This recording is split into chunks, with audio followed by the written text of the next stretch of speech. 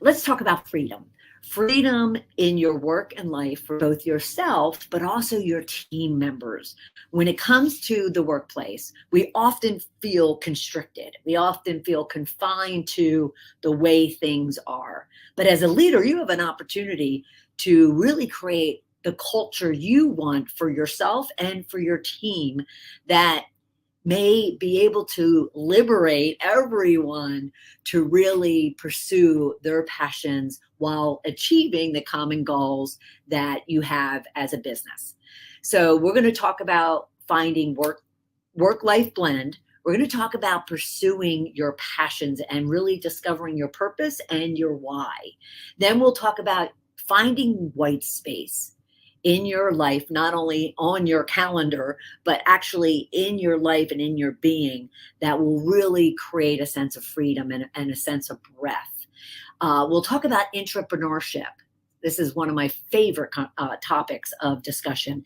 And then how trust and openness can really rule basically in creating that very free, very trust-based, very creative environment for yourself and for your team members. And then lastly, to really challenge yourself to look at your weaknesses and your strengths and how you can leverage those strengths for yourself and for your team, but also what do you need to fill the gap of those weaknesses. All right, so we're finding freedom today. Welcome, welcome, welcome to Shedding the Corporate Bitch, the podcast that transforms female corporate executives into powerhouse leaders by showing them how to shed the challenges and overwhelm, along with any fear, insecurity, self-doubt, and negativity holding them back. I'm your host, Bernadette Bose of Ball of Fire Coaching, bringing you powerhouse discussions each week to share tips, advice, and sometimes tough love so you create the riches in your work and life you deserve. Let's do this. So freedom. What does that look like for you in your work, in your life? Is it the fact that you have a lot of flexibility in your schedule, a lot of flexibility in the work that you do, a lot of flexibility in the relationships and the interactions and the opportunities that you can find for yourself in the workplace? Is it opportunities that even go beyond the confines of your team, maybe your department, your division, your business unit, even your industry, to really kind of leverage all the skills and talents, but also those interests and those passions that you have that may not even be part of your job. It's really valuable and viable that not only yourself, but also your team members really have that opportunity to understand what those passions, those interests, those skills, those talents are that go beyond the job description, right? And then how can you leverage those things for yourself and those individual team members to where it may kind of expand what it is your team's doing or enrich the day in, day out tasks, improve the results that you're achieving.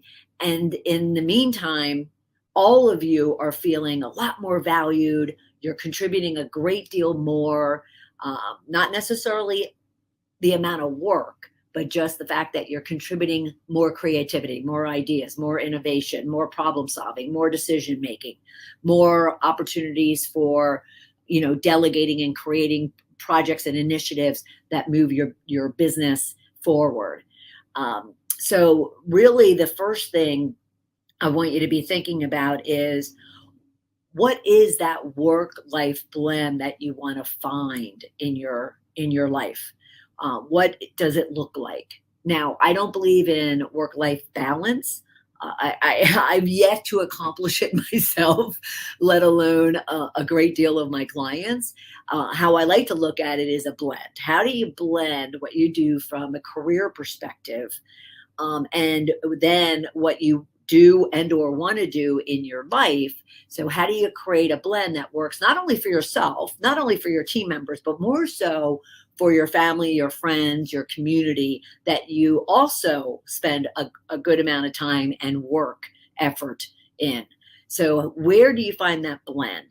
How can you incorporate the talents and the skills and the passions and interests you have in your day in, day out life, how can you actually leverage those in your work?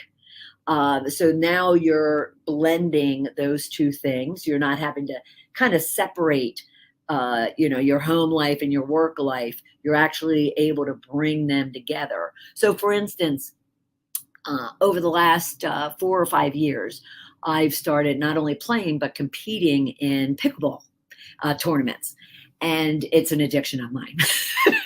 And if you don't know what pickleball is, just Google it and you'll find out. However, being in a team sport for the first time in many, many, many years, most of the work that I've done or the athletics that I've done have been individual. And it hasn't been since high school when I was a part of a field hockey team was that I was really involved in a team athletic sport. And so here over the last 4 or 5 years, playing doubles in pickleball, I'm all of a sudden relying on my partner, but also they are relying on me. And therefore it's a team. And that has created a whole new set of ideas, strategies, mistakes, lessons learned, best practices, opportunities for me to kind of take what I experience in that teaming, whether it's even as far as drilling, practicing, let alone competing, and bring them into the work that I do, and using all of those teachings as part of even the work that I do with my clients, within my own team, and then overall with my business. And so here I was able to bring my life into work. Another way of blending my work and life in this case with pickleball is when I do travel, like right now, I'm out of town, and in my suitcase is 2 pickleball paddles. And I plan to actually go and find some games as my kind of stress relief and physical activity. But at the same time, I'm also going to teach a couple of my clients how to play. And so here I'm able to bring my passion into the workplace and really feel a nice blend between the two. And the same could hold true for what you do in the workplace, you could actually bring into your home life. Whether that's your home, with your friends, with your community, with any hobbies or interests that you have, you could leverage the skills and the tasks and the competencies and the expertise and the experience that you have, in the workplace, and you can leverage those in your home life and really create, again, another blend. So for instance, I spend all of my time at work as a coach and a consultant and a trainer. And I certainly bring them into my home life, whether that is within my home, within my friends, within my family, even into the pickleball passion of mine, because here I leverage all of my coaching and all of my training and work to help others, just like I'm going to tonight with my client, work to help others learn the sport. But as a result of the fact that I just absolutely love to coach and train others. So what can you be doing to really find a nice blend between your work and your life? That also comes down to kind of how you schedule yourself, where your priorities lie, what you're willing to give up, sacrifice, or compromise, but what you're not willing to give up, sacrifice, or compromise as a result. And so that could mean your family obligations, your community obligations, your expectations or your boundaries you've set from a work perspective. Today with some clients, we were even talking about the communication between team members across different shifts, and the use of technology today with texts and emails and phone calls, group text or individual, can either support you and your team members, or it can kind of create a lot of havoc and stress and anxiety when all of a sudden, when they're not at the workplace, people are intruding because of the technology into their work, their home life. And therefore, what can you do to better manage that for not only yourself, but your team members? And lastly, when it comes to work-life blend, is to really help your team members also to ensure that they are focusing on taking care of themselves as well. Because we all know the old adage that, put the mask on yourself first before helping others. And that's simply because until you take care of yourself, you can't really show up to really take care of the people around you at home or at work.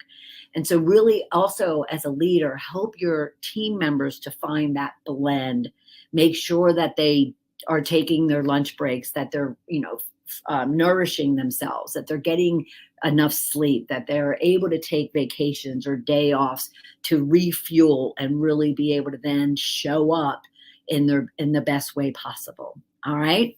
The next thing would be to find your passions.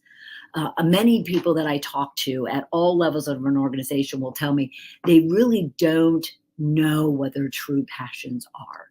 Or on the flip side, I'll find those that have reached a different milestone in their life. It often happens when someone's like turning a major age, 40, 50, or 60. It could be when they're in career transition. And all of a sudden they have an opportunity to kind of look at their life, look at their work and their career passions, and really figure out what is it that they really want to be doing for themselves. Obviously, retirement is another key milestone where people start looking at what's really important to them. And as they are looking and asking themselves various questions around what's important to them, what do they want, what do they not want, who are they, who do they want to be, what is it that they, really want to achieve in their lifetime? What's on their bucket list? What are their true passions? That's when they really start discovering more and more about themselves. And then they can ask themselves, why do I, want this purpose? Why do I have these passions and these interests? Why is it that I'm going to work so hard at doing X? And really get down to the emotional reason, the emotional why. It's not just so you can take vacations or buy that nice house or to, put your kids through school or just to be financially secure. It's not about that. Underneath that, much deeper, is the real why, the emotional why that you want to connect to. You want to leave a legacy. You want to feel fulfilled. You want to find happiness and real joy. You want to, be able to wake up in the morning and look out and, really see the sunrise for what it is, not just the fact that it's something that you take for granted and it happens every morning, but really what is that why? So let me give you an example of this that just hit me to the core the other day. I was flying back from California this past Friday. And I was sitting next to a gentleman who happened to be reading this self-help book. And I was busy, away working on something from the week's worth of work, and took a break, kind of was sitting there. It's a 4.5-hour flight. So the next thing I know, I noticed the name of the book and that it was indeed a self-help book. So I happened to turn to him and ask him kind of what was the reasoning for him to be reading this particular book. And it was all about finding a better tomorrow today. And so he said, well, and he's an older gentleman, I should say that, and you'll understand the reason why. And so he says, well, it might sound a little cruel, as to his why. He said, however, I work to stay very fit and very healthy because I don't want my wife to be here left without a husband, to where she would have to then live without me, but also live on her own and try to work her way through the world after being together for so long on her own. So I want to stick around longer than my wife and allow me to feel the pain and the emptiness and the loneliness and not her. Well, hell, what a why is that? Crazy, huh? But he discovered, and he said he's only really discovered that in the last like 5 to 6 years. And he's discovered that to be his core why. And so think about for you, what is your why? And that will create so much freedom for yourself. And you could do the same exercise with your team, asking them individually and collectively, why are we doing the work that we're doing? Why are you doing this particular work that you're doing?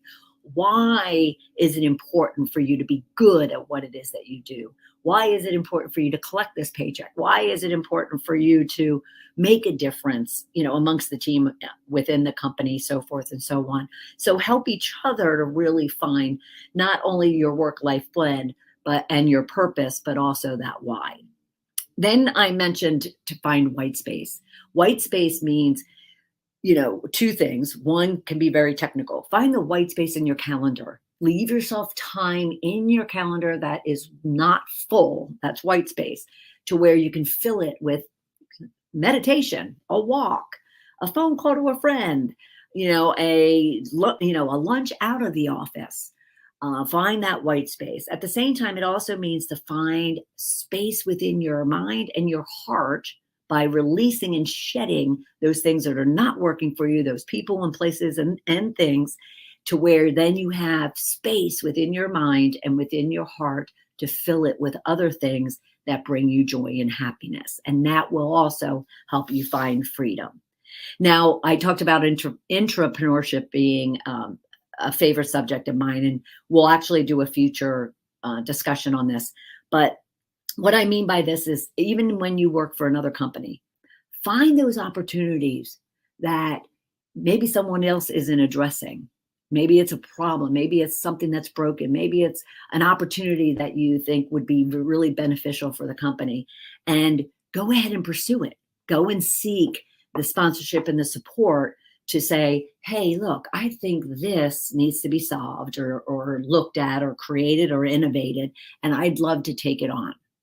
And so entrepreneurship is also just about trying new things, taking risks, and really adding, even if you can't kind of move from one position to another position to do that thing, you're allowing yourself to kind of work outside the box, outside the norm of what it is that you typically do day in and day out. And therefore, it's bringing you a lot more joy and fulfillment and value. And you just feel like you have more of a purpose than just doing the same old thing that you might be doing on a regular basis. So entrepreneurship is a mindset to really just look for those opportunities. And that could be a break in the process, a gap in how the business operates. It could be a new creative idea that hasn't been considered before. So kind of try to get out of just being heads down in what it is that you're supposed to be doing, so you could check it off the list, and kind of get creative, because that will give you so much freedom and so much a sense of creativity, innovation, and excitement and energy, to where it also, lends itself to you not only finding that work-life blend, but that passion, that why, that white space, and you will find more and more freedom. And if you allow your team members to do the same, to act as an entrepreneur, bring you new ideas, bring you solutions, bring you, different avenues that you and the team could be taking, then everyone feels energized and motivated and really excited to show up every day and then contribute and go over and beyond. And lastly, none of us as leaders especially, but even our team members, should go a day without really considering where our strengths lie and where our weaknesses are. So the strengths we want to recognize them because we want to be able to enrich what it is that we're doing and leverage those talents, those skills, those experiences, that expertise, those, encounters as a way to enhance and enrich what it is that we're doing. So you leverage your strengths, and then you need to really also understand your weaknesses. Whether that's through your own self-assessment, it's through a 360 assessment, it's through your performance feedback, whatever the case might be, and work to fill the gap. If it is a weakness and it's something that is critical to your role or important to your role, or it will just simply enhance your role, then take the time and seek out the resources and the support that you need to pursue filling that gap. So all of these different strategies will allow you to embed into your culture, whether even if it's just your team culture, let alone the company culture, a sense of freedom for yourself and for your people to really go beyond the average, go beyond the status quo, go beyond just showing up and doing the job. And it will bring so much excitement and motivation and inspiration and energy and focus and determination to yourself and to your team members, to where you'll make yourself unstoppable as individuals and as a team to accomplish the goals that you have. All right. So find work-life blend. Do that through finding your purpose, finding your why, really understanding the passions and the interests that you have that go beyond what you typically do at work or at home, day in and day out. And then find that white space so you can actually pursue those passions and interests, and build a foundation of trust and openness. And if we haven't talked about that, that's really ensuring that all your team members really feel safe to be open, to give feedback, critical or easy, to create, to innovate, to solve problems, to debate, to rumble. So creating that trust and openness in your environment will also create that freedom, because then people aren't apprehensive. They don't feel like there's going to be retaliation or ridicule or judgment, and they just feel so liberated to contribute and to add value, even when their ideas might be shot down.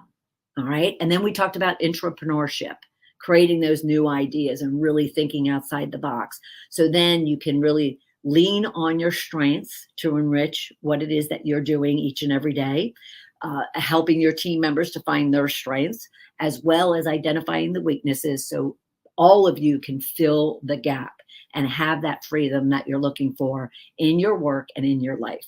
All right. I'd also love to hear your comments or your questions. So go out onto LinkedIn, and anywhere you see one of the live videos or audios, along with our quote cards that we distribute, and leave a comment and let me know. And I'd be more than happy to share back some tips and ideas for you. All right. So until next week, take care, everyone. Bye.